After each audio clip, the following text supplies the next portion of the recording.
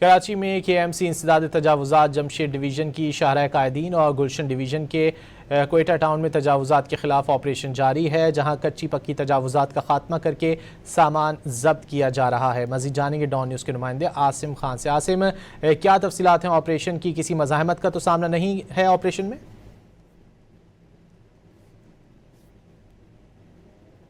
کے M C کے انسداد تجاوزات آپریشن جاری ہیں۔ اس وقت دو آپریشن جو ہے کراچی میں کیے جا رہے ہیں۔ ایک جو ہے گلشن ڈویژن کی جانب سے کوئٹہ ٹاؤن میں آپریشن کیا جا رہا ہے، جہاں پر پکی اور کچی تجاوزات کا خاتمہ کیا گیا ہے۔ متعدد ٹھیلے، پٹارے اور کیبل ضبط کر لیے گئے ہیں، جبکہ جو پکی تعمیرات تھی ان کو مسمار کیا جا رہا ہے۔ شیر علی ڈائریکٹر اینٹی انکروچمنٹ کے ایم سی جو ہے ان کی نگرانی میں آپریشن کیا جا رہا ہے، جبکہ ایڈیشنل ڈائریکٹر عباس مودی اور داستان شریفی اس موقع پر موجود ہیں، جبکہ اس کے ساتھ ساتھ جو